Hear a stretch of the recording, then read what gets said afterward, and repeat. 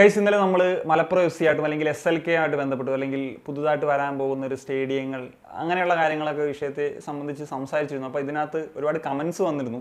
അപ്പോൾ ഇതിനകത്തുള്ള കമൻസിനൊന്നും നമുക്ക് ഒരു റിപ്ലൈയിൽ മറുപടി കൊടുക്കാൻ പറ്റില്ല, ചില കാര്യങ്ങൾ വിശദമായിട്ട് പറയേണ്ടതുണ്ട്. അപ്പോൾ ഇതിനകത്ത് ഒന്നാമത് വന്നിട്ടുള്ളൊരു കാര്യം SLK ഒരു മെയിൻ ലീഗായി മാറും, മെയിൻ സ്റ്റേറ്റ് ലീഗായിട്ട് വരുമോ എന്നുള്ളതാണ്. ഇപ്പം മെയിൻ സ്റ്റേറ്റ് ലീഗ് അല്ല, ഇനി ഭാവിയിലും നിലവിലത്തെ സാഹചര്യത്തിൽ അത് പറ്റില്ല എന്നുള്ളതാണ്. കാരണം എന്ന് വെച്ച് കഴിഞ്ഞാൽ ഇപ്പം ഒരു റൂൾ എന്തെന്ന് വെച്ച് കഴിഞ്ഞാൽ I-ലീഗിന് താഴോട്ട്, അതായത് I-ലീഗ് 2, I-ലീഗ് 3 സ്റ്റേറ്റ് ഡിവിഷനിലൊക്കെ നോക്കിക്കഴിഞ്ഞാലും കംപ്ലീറ്റ്ലി ഇന്ത്യൻ പ്ലേയേഴ്സിനെ കളിപ്പിക്കണം, അതായത് ഫോറിൻ പ്ലേയേഴ്സ് അലൗഡ് അല്ല എന്നുള്ള സാഹചര്യമാണുള്ളത്. എങ്കിൽ മാത്രമേ ഒഫീഷ്യൽ ലീഗ് എന്ന നിലയിൽ പറയാൻ പറ്റുള്ളൂ. അപ്പം നിലവിലും ഒഫീഷ്യൽ ലീഗ് എന്ന് പറയുന്നത് KPL ആണ്. അപ്പം SLK എന്ന് പറയുന്നത് ഇറ്റ്സ് എ ഫ്രാഞ്ചൈസി ലീഗ്, അത് വേറൊരു പാരലായിട്ട് നടക്കുന്നതാണ്. അപ്പം നിലവിലിപ്പോൾ ഒരു പ്രൊമോഷനൊന്നും അവിടെ നിന്നുള്ള ക്ലബ്ബുകൾക്കൊന്നും കിട്ടില്ല. സോ ഇനി അവർക്ക് ഫ്യൂച്ചറിൽ കളിക്കണമെങ്കിൽ ഇപ്പോൾ I-ലീഗിലൊക്കെ വല്ല ഒരു കോർപ്പറേറ്റ് എൻട്രി ഒക്കെ വഴി വന്നിട്ട് പിന്നീട് ചിലപ്പോൾ അങ്ങനെയുള്ള സാധ്യതകളായിരിക്കാം ഉണ്ടാകുക എന്നുള്ളതാണ്. സ്റ്റേഡിയത്തിൻ്റെ കാര്യം, ഈ സ്റ്റേഡിയത്തിൻ്റെ കാര്യത്തിൽ ഇപ്പം ഞാൻ ഒരു സ്റ്റേഡിയം ഒരിക്കലും നമ്മുടെ നാട്ടിൽ വരണ്ട എന്ന് ആഗ്രഹിക്കത്തില്ല. കാരണം നിങ്ങൾക്കറിയാമല്ലോ, ഒരു കടുത്ത ഇന്ത്യൻ ഫുട്ബോൾ ഫാൻ തന്നെയാണ്. നമ്മുടെ നാട്ടിൽ സ്റ്റേഡിയംസ് വരണം എന്നുള്ളത് തന്നെയാണ് ആഗ്രഹം.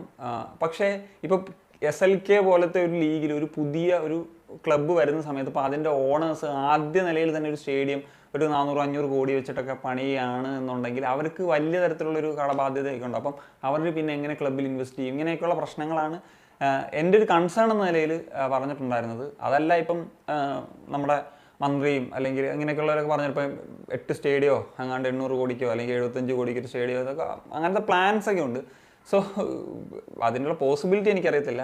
സോ അവരുടെ സൈഡിൽ നിന്നൊക്കെ വരുവാണെങ്കിൽ ഓക്കെ. പക്ഷേ ഒരു ക്ലബിൻ്റെ സൈഡിൽ നിന്ന് വരുമ്പോഴത്തേക്കും അവർക്ക്, അല്ലെങ്കിൽ പിന്നെ ഞാൻ കഴിഞ്ഞ വീഡിയോയിൽ തന്നെ പറഞ്ഞ ഒരു ഹ്യൂജ് ആയിട്ടുള്ള ഒരു ഇൻവെസ്റ്റേഴ്സ് ആയിരിക്കണം, അല്ലെങ്കിൽ അത്രയും വലിയ ബില്യനേഴ്സൊക്കെ ആയിരിക്കണം എന്നുള്ളത്. പലരും ചോദിച്ചു ഫാൻസിന് ചേർന്നിട്ട് ആ ഒരു സ്റ്റേഡിയം ഒക്കെ പണിഞ്ഞിട്ടും അങ്ങനെ ചരിത്രങ്ങളൊക്കെ ഉണ്ട്. ഇപ്പോൾ യൂണിയൻ ബെർലിൻ്റെ സ്റ്റേഡിയം ഒക്കെ ജർമ്മനിയിൽ അത് ഫാൻസ് ആണ് അങ്ങനത്തെ ഒരു സാഹചര്യത്തിൽ സഹായിച്ചിട്ടുള്ളത്, അല്ലെങ്കിൽ ഫാൻസാണ് അത് സ്റ്റേഡിയം പണിഞ്ഞിട്ടുള്ളത് എന്നൊക്കെ ഉള്ളത്. പിന്നെ അവിടുത്തെ കാര്യങ്ങൾ വ്യത്യസ്തമാണ്. എനിക്കൊന്ന് ആ ക്ലബിൻ്റെ ഒരു ഓണേഴ്സ് തന്നെ ഫാൻസാണ്, അങ്ങനത്തെയൊക്കെ പബ്ലിക് ആണ് ആ ഒരു ക്ലബ്ബ്. അപ്പോൾ അങ്ങനത്തെ സാഹചര്യങ്ങളൊക്കെ അവിടെ ഉണ്ട് എന്നുള്ളത് മനസ്സിലാക്കാം. പിന്നെ അല്ലെങ്കിൽ പിന്നെ ഇവിടുത്തെ ഒരു ഫ്യൂച്ചറിൽ ഇതെല്ലാം ഒറ്റ ഒരു ഇതുകൊണ്ട് നടക്കുന്നില്ല. ഇപ്പോൾ ഒരു ക്ലബ്ബ് തുടങ്ങി അടുത്ത വർഷം സ്റ്റേഡിയം വരുന്നു, അങ്ങനെയുള്ള പരിപാടികളെന്ന് പറഞ്ഞു കഴിഞ്ഞാൽ നമ്മൾ പറയുന്ന അത്ര ഈസി അല്ല. നമ്മൾ ചെയ്യേണ്ടതെന്നൊക്കെ പറഞ്ഞു കഴിഞ്ഞാൽ ഇപ്പം മഞ്ചേരിയിലുള്ള സ്റ്റേഡിയം, ആ ഒരു സ്റ്റേഡിയം കൃത്യമായിട്ട് റെനോവേറ്റ് ചെയ്ത ഒരു നല്ലൊരു സ്ട്രക്ചേർഡ് ആയിട്ടുള്ളൊരു വെൽ കൺസ്ട്രക്റ്റഡ് ആയിട്ടുള്ള ഒരു ഫുട്ബോൾ സ്റ്റേഡിയം ആക്കിയൊക്കെ മാറ്റുക എന്നുള്ളതാണ്. ഇതിപ്പം ഇത് കൂടാതെ എന്തിന് വേറൊരു സ്റ്റേഡിയം എന്നുള്ളതൊക്കെയാണ് നമ്മൾ ചിന്തിക്കേണ്ടത്. അപ്പം അവിടെ ഒരു സ്റ്റേഡിയം നിൽക്കുന്നു, അത് നല്ല രീതി ചില കൺസ്ട്രക്ഷൻസ് പ്രശ്നങ്ങളാണല്ലോ, അതൊന്ന് പരിഹരിച്ചുകൊണ്ട് നമുക്ക് ഈ പറഞ്ഞൊരു കംപ്ലീറ്റ് ആയിട്ടുള്ളൊരു ഒരു ഫുട്ബോൾ സ്റ്റേഡിയം ഒക്കെ ആക്കി മാറ്റാൻ പറ്റും. സോ ഇപ്പോൾ ഒരു സിറ്റിയിൽ അല്ലെങ്കിൽ ഒരു ഡിസ്ട്രിക്റ്റിൽ ഒരു നല്ല ഫുട്ബോൾ സ്റ്റേഡിയം ഉണ്ടെങ്കിൽ അത് പിന്നീട് മെയിൻറ്റെയിൻ ചെയ്യേണ്ട ഒരു കാര്യമുള്ളൂ. അപ്പം ഇപ്പോൾ അത് റെനോവേറ്റ് ചെയ്തിട്ട് ഫ്യൂച്ചറിൽ ഇപ്പം ക്ലബ്സുകളൊക്കെ വരുന്നുണ്ടല്ലോ, ആ ഒരു സാഹചര്യത്തിൽ ഇപ്പം KPL ക്ലബ്സ് ഉണ്ട്, പറഞ്ഞ പോലെ SLK ക്ലബ്സ് ഉണ്ട്, ഇവർക്കൊക്കെ കൊടുത്തിട്ട് അത് മെയിൻറ്റെയിൻ ചെയ്യുന്ന ഒരു പരിപാടിയിലേക്ക് പോയി കഴിഞ്ഞാൽ അത് കൃത്യമായിട്ട് കൊണ്ടുപോകാൻ പറ്റും. അത് ഇവിടെ നടക്കുന്നത് അറിയാലോ, ഒന്നെങ്കിൽ ഒരു സ്റ്റേഡിയം പണിയും ഇടയ്ക്ക് വെച്ച് നിർത്തും, അല്ലെങ്കിൽ വെൽ കൺസ്ട്രക്റ്റഡ് ആയിട്ട് പണിയത്തില്ല, അത് കഴിഞ്ഞ് ക്ലബ്സിന് കൊടുക്കത്തില്ല, പ്ലേയേഴ്സിന് കൊടുക്കത്തില്ല, കാട് പിടിക്കുന്നു, കൃഷി നടത്തുന്നു, ഇങ്ങനെയൊക്കെയാണ് ഇവിടുത്തെ ഒരു സാഹചര്യം. ഗോകുലം കേരള FC യെ പറ്റി ഒരു കാര്യം പറഞ്ഞിരുന്നു. അത് പറയാനുള്ള റീസൺ, ഇപ്പം മലപ്പുറം FC എന്ന് പറയുന്നൊരു ക്ലബിൻ്റെ നെയിം തന്നെ വളരെ അട്രാക്റ്റീവ് ആണ്. ഇപ്പം മലപ്പുറത്ത് നിന്ന് തന്നെ വന്നിട്ടുള്ളൊരു ക്ലബ്ബാണ് ഗോകുലം കേരള. അവർക്ക് എത്രത്തോളം ഒരു അട്രാക്ഷൻ കിട്ടി എന്നുള്ള ഒരു കാര്യം വെച്ചിട്ടാണ് ഞാൻ പറഞ്ഞത്. ആ കാര്യം പറഞ്ഞപ്പോൾ തന്നെ എനിക്കറിയായിരുന്നു എനിക്ക് അവിടെ ചാപ്പേടി കിട്ടും എന്നൊക്കെയുള്ളത്. എന്താണെങ്കിലും അതേപോലത്തെ ഒരു കമൻറ്റ് വന്നിട്ടുണ്ട്, bro showed your real face, ഇങ്ങനൊരു കമൻറ്റ് ഞാൻ കണ്ടു. സോ ഞാനിതിന് കമൻറ്റ് ബോക്സിലൊക്കെ കയറിയിട്ട് റിപ്ലൈ ഒക്കെ കൊടുത്തിട്ടുണ്ടായിരുന്നു. സോ കമൻറ്റ് ഇട്ടാൽ റിപ്ലൈ എന്നില്ല, മറ്റ് ചിലരുമായിട്ട് അതിൻ്റെ ഇടയിൽ കുറേ കമൻസൊക്കെ ആയിട്ട് ഡിസ്കഷൻ നടന്നിരുന്നു. അപ്പോൾ പിന്നീട് ഞാൻ കണ്ടത് എഡിറ്റ് ചെയ്തിട്ട് മുഹമ്മദൻസ് ശ്രീനിധി എക്സാമ്പിളായിട്ട് പറഞ്ഞിട്ടുണ്ടായിരുന്നത്. അപ്പം ഇതിനകത്ത് ഒരു കാര്യം മനസ്സിലാക്കുക, ഇപ്പം മുഹമ്മദൻസ് എന്ന് പറഞ്ഞു കഴിഞ്ഞാൽ 100 വർഷത്തെ ആ ഒരു പാരമ്പര്യമുള്ള അന്തക്കാലത്ത് വന്ന ക്ലബ്ബാണ്. ഇപ്പം മോഹൻ ബഗാൻ്റെ പേര് നോക്ക്, അങ്ങനെ ഒരു ആരെങ്കിലും റെപ്രസെൻറ്റ് ചെയ്യുന്നതായിട്ടുള്ള ഫീൽ ഉണ്ടോ? അതല്ല, അവർ ഹിസ്റ്റോറിക് ആയിട്ടുള്ള അത്രയും വർഷം അവർക്ക് ഫാൻസിൻ്റെ ആവശ്യം ഇനി ഉണ്ടോ? അത് നമ്മൾ ചിന്തിക്കാം. മുഹമ്മദൻസ് ആണെങ്കിലും മോഹൻ ബഗാൻ ആണെങ്കിലും ഈസ്റ്റ് ബംഗാളൊക്കെ ആണെങ്കിലും അവർ ആ ഒരു കാലഘട്ടത്തിൽ ആ ഒരു ഫ്രീഡം ഫൈറ്റിൽ പോലും അല്ലെങ്കിൽ ആ ഒരു ഹിസ്റ്റോറിക് ആയിട്ടുള്ള പല മൂവ്മെൻറ്റ്സിലൊക്കെ ഭാഗമായിട്ടുണ്ട്. അപ്പോൾ അവർക്ക് അവരുടേതായിട്ടുള്ള ഫാൻ ബേസ് ഉണ്ട്. അതുപോലല്ല ഒരു പുതിയ ക്ലബ്ബ് പോലും. ഇപ്പോൾ ശ്രീനിധിയുടെ കാര്യം പറഞ്ഞു, ശ്രീനിധിയുടെ പേരും അവരുടെ ഗ്രൂപ്പിൻ്റെ പേരിട്ടത് അത്ര നല്ലതല്ല അവരെ സംബന്ധിച്ചിടത്തോളം. ഇപ്പം അവർക്ക് എവിടെ ഫാൻസ് ഉണ്ടെന്നാണ് പറയുന്നത്, എനിക്കറിയത്തില്ല. അവരിപ്പം സ്റ്റേഡിയത്തിലാണെങ്കിലും അവരുടെ ഒരു ചെറിയ സ്റ്റേഡിയം ആണെങ്കിലും വലിയ ആളൊന്നും വരുന്ന സ്റ്റേഡിയം അല്ല. അതുപോലെ അവർക്ക് സോഷ്യൽ മീഡിയയിൽ നിങ്ങൾ നോക്കുക, ഏത് തരത്തിലുള്ള അവരുടെ ഓരോ കാര്യങ്ങളൊക്കെ വരുമ്പോഴത്തേക്കും എത്രത്തോളം ഫാൻസ് ക്യൂരിയസ് ആയിട്ടുള്ളവരൊക്കെ ഉണ്ട് എന്നുള്ള അതും നമുക്ക് കാണാൻ സാധിക്കത്തില്ല. അപ്പം ഗോകുലം കേരളം എന്ന് പറഞ്ഞാൽ മലപ്പുറത്ത് നിന്ന് സ്റ്റാർട്ടായിട്ടുള്ള ക്ലബ്ബാണ്. അവരിപ്പോൾ കൊൽക്കത്തയിലാണ് കളിക്കുന്നതെങ്കിൽ കൂടി, എന്നിട്ട് കൂടി ഇപ്പം മലബാറിനെയാണ് അവർ ഫോക്കസ് ചെയ്യുന്നത്. അപ്പം ആ ഒരു തരത്തിൽ അവർക്ക് എന്തെങ്കിലും ഒരു നെയിമൊക്കെ വെച്ചിട്ട് വന്നിരുന്നെങ്കിൽ ഇതിനേക്കാൾ ഒരു അട്രാക്ഷൻ നേടിയെടുത്തേനെ.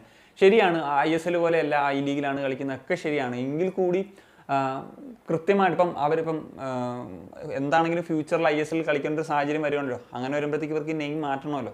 അപ്പോൾ ഒന്നുകിൽ എന്തായിരിക്കും, ഇപ്പോൾ അവർ മലബാറാണ് അവർ ഫോക്കസ് ചെയ്യുന്നത്, അപ്പോൾ ഒന്നുകിൽ മലബാറിയൻസ് എന്നോ മലബാർ യുണൈറ്റഡ് എന്നോ മലബാർ FC എന്തോ ആയിക്കോട്ടെ, അപ്പം ചേഞ്ച് വരുത്തണ്ടേ. അപ്പോൾ ഈ ഒരു സാഹചര്യത്തിൽ തന്നെ അത് അവർ കൊണ്ടുവന്ന് പ്രൊമോട്ട് ചെയ്ത് കൊണ്ടുവരുന്നതെങ്കിൽ അതിൻ്റെ ഒരു ബെനിഫിറ്റ് ഉണ്ടായേ എന്നുള്ളത് ഞാൻ ഇപ്പോഴേ പറഞ്ഞു എന്നുള്ളത് മാത്രമേ ഉള്ളൂ. അതല്ലാണ്ട് എനിക്ക് എൻ്റെ ഒരു പേഴ്സണലി ആഗ്രഹം കേരളത്തിൽ നിന്ന് മറ്റു ക്ലബ്ബുകളും നല്ല ഫാൻ ബേസ് ഉള്ള ക്ലബ്ബുകളായിട്ടൊക്കെ വളരണം എന്നുള്ളതാണ്. എന്നിട്ട് നമ്മുടെ കേരളത്തിൽ ഡെർബീസൊക്കെ ഈ കൊൽക്കത്തയിലെ കാണുന്ന പോലത്തെ സാഹചര്യം നമുക്കും ആ ക്ലബ്ബുകൾ കൂടുമ്പോൾ അവരുടെ ഫാൻസ് ആ ഒരു സംഭവ റൈവലറി ഒക്കെ ഉണ്ടാകുന്ന സുഖം അതും കാണാൻ ഞാൻ ആഗ്രഹിക്കുന്നു എന്നുള്ള നിലയ്ക്ക് തന്നെയാണ് പറഞ്ഞത്. ഞാനിത് ഡയറക്റ്റ്ലി ഒരു ഇൻട്രാക്ഷൻ സെഷനിൽ ഈ ഗോകുലത്തിൻ്റെ ഡയറക്ടേഴ്സിനോട് ചോദിച്ചിട്ടുള്ളതാണ്, എന്തുകൊണ്ട് ഇങ്ങനെ ഒരു പേരിട്ട് ഇതൊരു പ്രൊഫഷണൽ തരത്തിലുള്ളതല്ലല്ലോ കമ്പനി നെയിം ഇടുന്നതെന്നൊക്കെയുള്ളത്. അന്ന് അവരുടെ ഉത്തരവ് എനിക്ക് എന്താണ് പറഞ്ഞതെന്നുള്ളത് തന്നെ മനസ്സിലായിട്ടില്ല. ഒരു കൺവിൻസ്ഡ് അല്ലാത്തൊരു ആഴകുഴമ്പനാണ് പറഞ്ഞത്. അപ്പം എൻ്റെ ഒരു ക്ലബ്ബ് വളരണം, കാരണം അവർ അത്രത്തോളം കേരള ഫുട്ബോളിനൊക്കെ കോൺട്രിബ്യൂട്ട് ചെയ്യുന്ന ഒരുപാട് പ്ലേയേഴ്സാണ്. അപ്പം അവർ ഉറപ്പായിട്ട് ഇതിനേക്കാൾ ബെറ്റർ ആയിട്ടുള്ള ഫാൻസ് ഡിസേർവ് ചെയ്യുന്നുണ്ട് എന്ന് ഞാൻ വിശ്വസിക്കുന്നു. സോ ആ ഫാൻസിനെ അട്രാക്ട് ചെയ്യാൻ നമുക്ക് ആ ഒരു ഇമോഷണൽ കണക്റ്റ് കിട്ടുക എന്നുള്ളതും വളരെ ഇമ്പോർട്ടൻ്റ് ആയിട്ടുള്ള ഫാക്ടറാണ് എന്നുള്ളത് ഞാൻ കുറച്ച് വിശ്വസിക്കുന്നു. അതുകൊണ്ടാണ് ഞാൻ ഈ കാര്യം കുറച്ചും കൂടി ഒരു ഡീറ്റെയിൽ ആയിട്ട് പറയാമെന്ന് തീരുമാനിച്ചത്. അതല്ലാണ്ട് വേറെ ഏത് തരത്തിൽ വന്നാലും ഇപ്പം കേരള ബ്ലാസ്റ്റേഴ്സിൻ്റെ കാര്യം എടുക്കുമ്പോഴേ ബ്ലാസ്റ്റേഴ്സ് എന്ന് പറയുന്നതും എനിക്ക് ആദ്യ കാലഘട്ടത്തിൽ അതൊരു ഫുട്ബോൾ ക്ലബ്ബിന് ചേർന്ന വേറെ അല്ലല്ലോ എന്ന് തോന്നുന്നു. പക്ഷേ ബ്ലാസ്റ്റേഴ്സിന് അതിനുള്ള ഫാൻസ് ഉണ്ടായി. അത് ISLൻ്റെ പോപ്പുലാരിറ്റി അല്ലെങ്കിൽ കുറേ നാളിന് ശേഷം ഒരു ക്ലബ്ബ് വരുന്നത്, അങ്ങനത്തെ പല ഫാക്ടേഴ്സ് ഉണ്ടായിരുന്നു. അപ്പം ഇതിപ്പം മലപ്പുറം FCക്ക് ഞാൻ പറഞ്ഞല്ലോ, ഇനിഷ്യൽ സ്റ്റേജിൽ തന്നെ അവർക്ക് ഒരു കളി കളിക്കുന്നതിന് മുമ്പ് തന്നെ അല്ലെങ്കിൽ കോച്ചാർ പ്ലേയേഴ്സ് ആരെന്ന് അറിയുന്നതിന് മുമ്പ് തന്നെ ഒരു ഹൈപ്പ് ഉണ്ടായിട്ടുണ്ട്. ആ ഒരു കാര്യം വെച്ച് പറഞ്ഞതാണ്. സോ അതുകൊണ്ട് തന്നെ ഈ വിഷയത്തിൽ ഇനി എനിക്ക് കൂടുതൽ ഒന്നും പറയാനില്ല. സോ എന്തെങ്കിലും റിയൽ ഫേസ് തന്നെയാണ് ഷോ ചെയ്തത് എന്ന് പ്രതീക്ഷിക്കുന്നുണ്ടെങ്കിൽ ഇനി അതിനെപ്പറ്റി ഒന്നും പറയാതിരിക്കാം. പറയുകയാണെങ്കിൽ രണ്ട് കാര്യങ്ങളും പറയാം. ഇപ്പോൾ കേരള ബ്ലാസ്റ്റേഴ്സിൻ്റെ കാര്യം എടുക്കുമ്പോൾ നമ്മൾ പോസിറ്റീവായിട്ടുള്ള കാര്യങ്ങളും അതിൻ്റെ കൂടുതലും വിമർശനങ്ങളല്ലേ നമ്മൾ ചാനലിലൂടെ ഉന്നയിക്കുന്നത്. അത് ദേഷ്യം ഉണ്ടായിട്ടോ അല്ലെങ്കിൽ നെഗറ്റീവ് അടിക്കുന്നതൊന്നുമല്ല, വിഷമം കൊണ്ട് അല്ലെങ്കിൽ ആ ഒരു കാര്യം ബെറ്റർ ആക്കണമെന്നുള്ളൊരു ആഗ്രഹം കൊണ്ട് ഒക്കെ പറഞ്ഞു പോകുന്നതാണ് ഗൈസ്.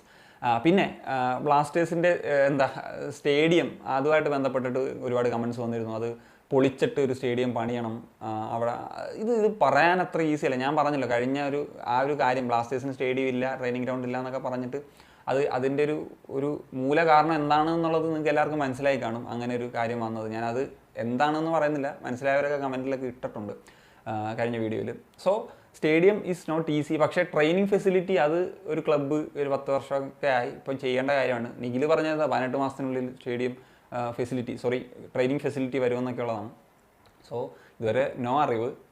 അതുപോലെ തന്നെ വുമൺസ് ടീം ഇത്ര ഏതാണ്ട് മാസമൊക്കെയാണ് പറഞ്ഞത് റീസ്റ്റാർട്ട് ചെയ്യുന്നത്, അതിന് നോ അറിവ്. പുള്ളി ഇടയ്ക്കിടയ്ക്ക് ഉറക്കത്തിൽ നിന്ന് എണീച്ച് എന്തെങ്കിലും ട്വിറ്ററിൽ, പുള്ളി നാട്ടിലാണോ എന്ന് എനിക്കറിയത്തില്ല, അതുകൊണ്ടാണ് ഞാൻ പറഞ്ഞത്, പുള്ളി ആ സമയത്ത് വന്നിട്ട് ട്വീറ്റ് ഇട്ടിട്ട് പോകും. അങ്ങനെ അതാണ് പുള്ളിയുടെ ഒരു ലൈൻ. അതുകൊണ്ട് എന്താ പറയാം. അപ്പം ഒരു ട്രെയിനിങ് ഫെസിലിറ്റി എന്നുള്ളതൊക്കെ തീർച്ചയായിട്ടും നമുക്ക് വേണ്ടതാണ്. അതിന് എന്താണ് തടസ്സം എന്നുള്ളത് അറിയത്തില്ല, അത് വരട്ടെ. അത് ഉറപ്പായിട്ടും ഒരു കമ്മിങ് നെക്സ്റ്റ് 2 ഇയേഴ്സിനുള്ളിലോ ഒക്കെ സംഭവിക്കേണ്ട കാര്യം തന്നെയാണ്. പക്ഷേ സ്റ്റേഡിയം എന്ന് പറയുന്നത് അങ്ങനെ പ്രതീക്ഷിക്കുന്ന പോലെ പെട്ടെന്ന് ഈസിലി നമുക്ക് ചെയ്യാൻ പറ്റുന്നൊരു കാര്യമല്ല. So that's it guys. അപ്പോൾ ഇങ്ങനെയുള്ള എല്ലാ കാര്യങ്ങളാണ് ഈ ഒരു വീഡിയോ സംസാരിക്കാനായിട്ട് ഉദ്ദേശിച്ചത്. അപ്പോൾ നിങ്ങളുടെ ഒപ്പീനിയൻസ് ഉറപ്പായിട്ടും കമ്പോസ് ചെയ്യാൻ വരികയാണ്. ഞാൻ സനിയ.